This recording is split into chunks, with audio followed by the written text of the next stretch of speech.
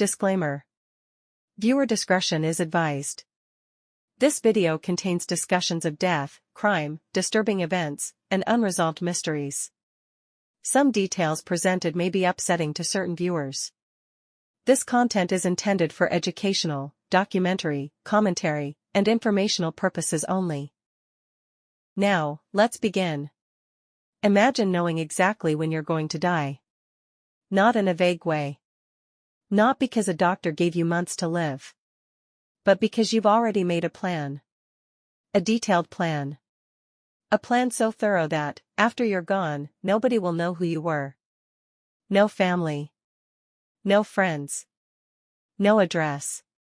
No records. No identity. Imagine spending your final days carefully removing every trace of your existence. Every receipt. Every label. Every clue. Every possible path that investigators could follow. Then imagine succeeding. Because that's exactly what happened in Ireland in 2009. A man arrived in a quiet coastal town carrying a bag. 4 days later, he was dead. More than 15 years later, nobody knows who he was. This is the story of the man who erased himself. The man known only as Peter Bergmann. Welcome back to BrightDawn's True Crime. Tonight we're traveling to Ireland. A country famous for its rugged coastline, small towns, and breathtaking landscapes. A place where people still greet strangers. A place where mysteries like this aren't supposed to happen. But in June 2009, a man arrived in the town of Sligo carrying a secret. And whatever that secret was, he took it to the grave. Chapter 1. A stranger arrives. We are on Friday, June 12, 2009. The first confirmed sighting of the man occurs in Derry, Northern Ireland. CCTV footage captures him at a bus station. At first glance, there's nothing unusual about him. He appears calm. Well-dressed. Middle-aged. Ordinary. Chapter 2. The hotel. At approximately 6:30 p.m., the man arrives in Sligo. He takes a taxi directly to the Sligo City Hotel. Inside the hotel lobby, he approaches the reception desk. The receptionist later remembers something distinctive. The man speaks English. But not like a local. He has a strong German accent. The man introduces himself. His name, he says, is Peter Bergmann. He writes down an address in Vienna, Austria. Everything appears normal. But after his death, investigators discover a problem. The address doesn't exist. Neither does any evidence that Peter Bergmann ever existed. At the time, nobody knows this. The receptionist checks him in. The stranger pays in cash. No credit card. No passport verification. No questions. Room assigned. Key handed over. The man walks away. And from that moment forward, every step he takes will be recorded by CCTV cameras. Almost as if he wants investigators to see him. But never truly find him. Chapter 3. The Purple Bag. Over the next several days, something unusual begins happening. Again and again, Peter leaves the hotel carrying a purple plastic bag. Hours later, he returns. The purple bag is gone. Then he leaves again with another purple bag. Later, that one is gone too. This happens repeatedly. At first, nobody thinks much about it. But after his death, investigators review the CCTV footage. And suddenly this detail becomes incredibly important. Because nobody knows what was inside those bags. Nobody knows where he went. Nobody knows what he threw away. All they know is this: every time he leaves with items, he comes back with fewer. As if he is systematically removing pieces of his life. One bag at a time. One clue at a time. One memory at a time. Chapter 4. A man with no past. As investigators would later discover, Peter Bergmann seemed determined to leave behind as little information as possible. The hotel staff remembered him as polite, quiet, reserved. The kind of guest who never caused trouble.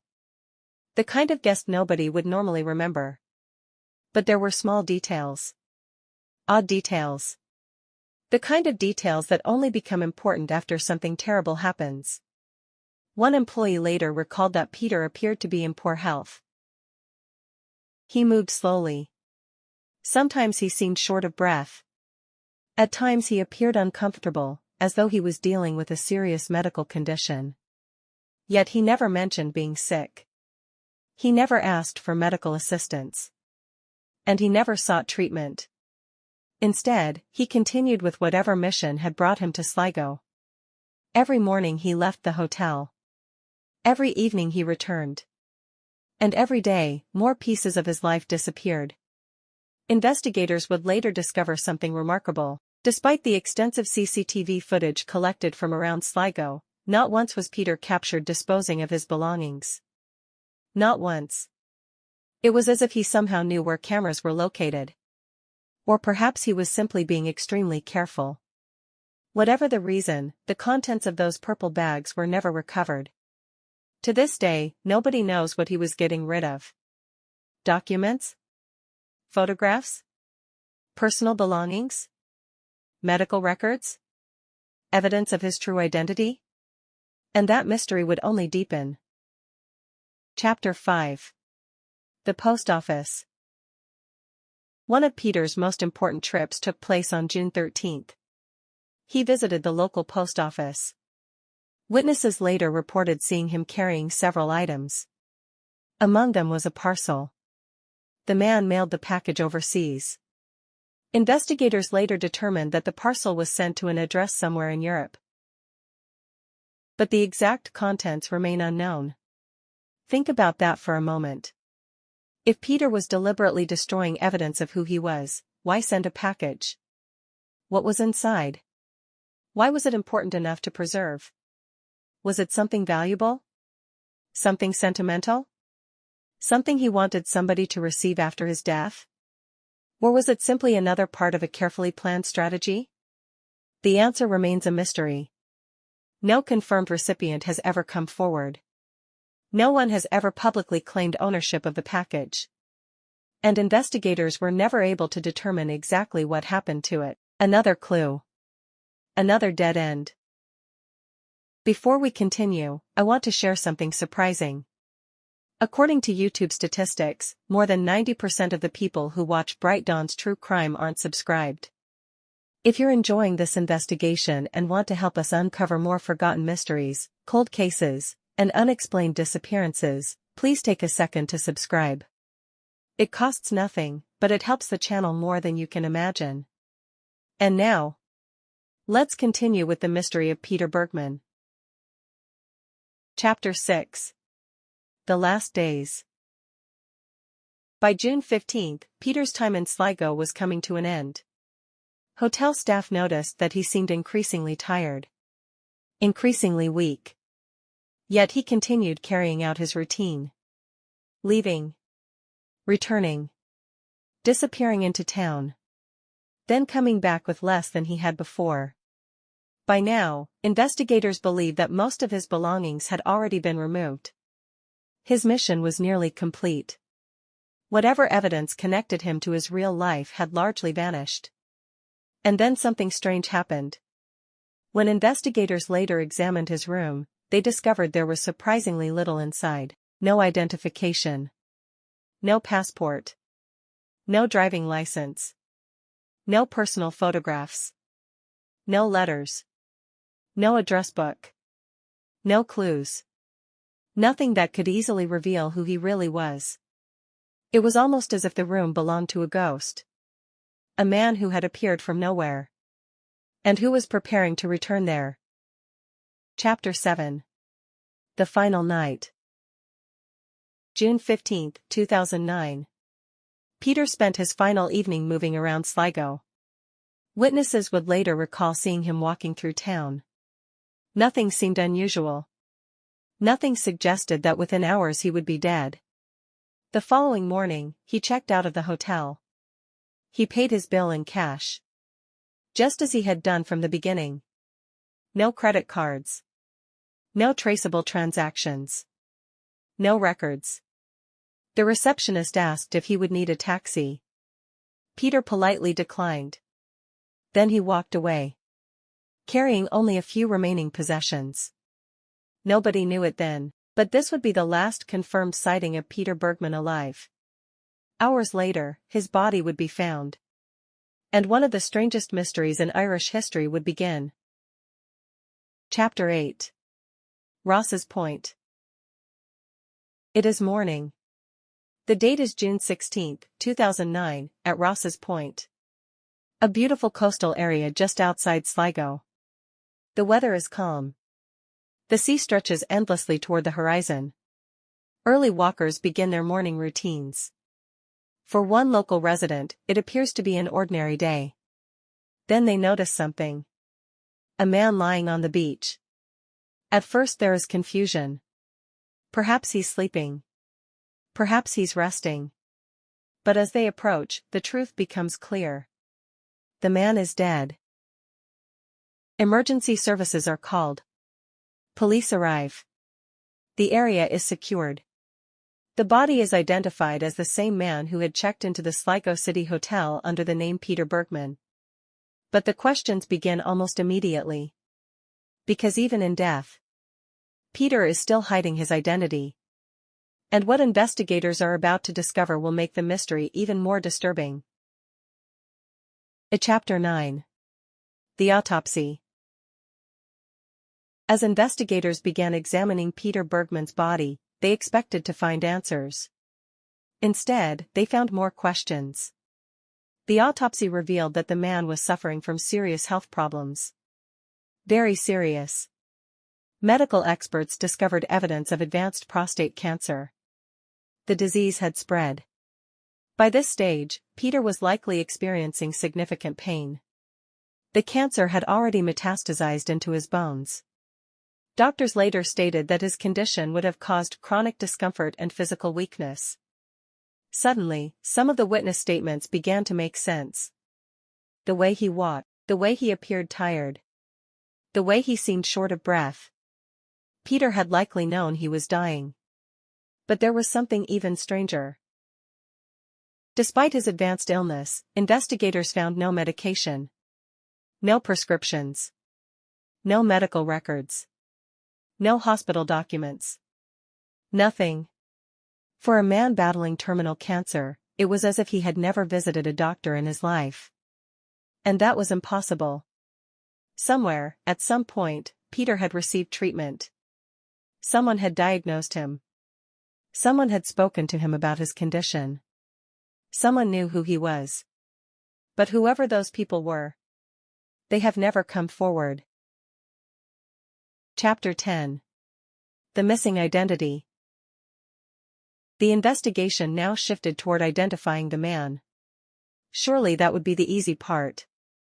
After all, this was 2009. The modern world. Fingerprints. DNA. International databases. Surveillance footage. How hard could it be to identify a middle-aged European man? The answer shocked investigators. They couldn't identify him.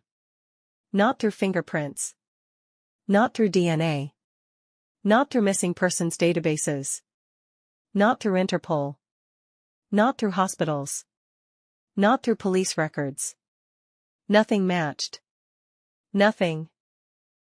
It was as if Peter Bergmann had never existed. Then investigators examined his clothing.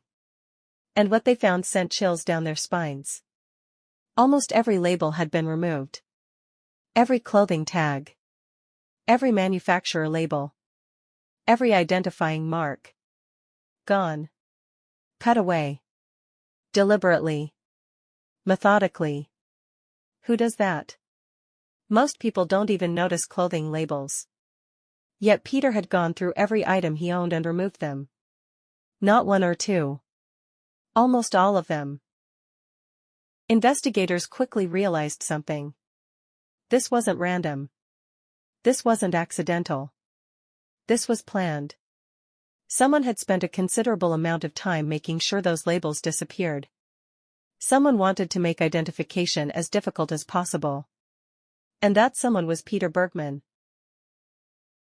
Chapter 11. The International Search. Irish authorities launched a massive investigation. Photographs of Peter were released publicly. His face appeared on television, in newspapers, online, across Europe. Police hoped someone would recognize him. A neighbor, a friend, a relative, a former colleague. Anyone. Surely somebody knew this man. Surely somebody was looking for him. Days passed. Then weeks. Then months. Nothing. No family members. No friends. No employer. No former classmates. No spouse. No children. Nobody came forward. Investigators expanded the search internationally. Austria was contacted because of the Vienna address. Germany was considered because of his accent. Numerous European countries reviewed missing persons reports. Still nothing. The mystery deepened. How could a man live for decades and leave behind absolutely no trace? It seemed impossible. Yet somehow Peter had done exactly that. Chapter 12. Theories. As years passed, theories began to emerge. Many people believe Peter knew he was dying. The cancer diagnosis supports this theory. Perhaps he wanted to spare his family the burden of watching him deteriorate. Perhaps he wanted to disappear on his own terms. Others believe something darker may have been involved. Some speculate he had a hidden past. Perhaps criminal connections. Perhaps intelligence work. Perhaps witness protection. Perhaps a life he desperately wanted erased. There is no evidence supporting these theories. But when facts are scarce, speculation fills the void. One theory continues to attract attention. Peter may have intentionally chosen Ireland because he had no connection to it. No family. No friends. No records. No history. A place where he could vanish completely. And if that was his goal, he succeeded. Because more than 15 years later, nobody has identified him. Nobody knows where he came from. Nobody knows where he lived. Nobody knows who loved him. Or whether anyone even knew he was gone. Chapter 13. The Final Mystery. Imagine for a moment that you disappear tomorrow. Police would find something. A phone. A bank account. A social media profile. Medical records. School records. Employment history. Photographs. Friends. Family. Something. But Peter left almost nothing. It's one of the reasons this case continues to fascinate investigators around the world. Because Peter didn't simply disappear. He erased himself. Every action he took in those final days suggests preparation. Planning. Intent. The purple bags. The missing labels. The false address. The cash payments. The destroyed clues. Everything points toward one conclusion. Peter wanted to remain anonymous. Not only in life, but in death. And so, the mystery remains. Who was Peter Bergman? Why did he travel to Sligo? What was inside the bags he disposed of? Who received the package he mailed? Did he have family? Did anyone ever realize he was missing? Or did he truly leave the world without a trace? Perhaps one day, new evidence will emerge. Perhaps somebody watching this video knows something. Until then, Peter Bergman remains one of the world's most haunting unidentified men. A man who arrived as a stranger, died as a stranger, and became a mystery that continues to defy explanation. More than 15 years later, the mystery of Peter Bergman remains unsolved. A man appeared, erased every trace of his existence, and vanished from history. But what do you think? Was Peter simply a dying man who wanted privacy in his final days? Or was there something much bigger hiding beneath the surface? Let us know your theory in the comments below. If you enjoyed this investigation, please leave a like, subscribe to BrightDawn's True Crime, and share this video with someone who loves unsolved mysteries. Every like, comment, and share helps us bring more forgotten cases to light. And if you're already part of the BrightDawn's True Crime community, thank you for helping us give a voice to those whose stories deserve to be remembered. Until next time, stay curious, stay safe, and never stop searching for the truth.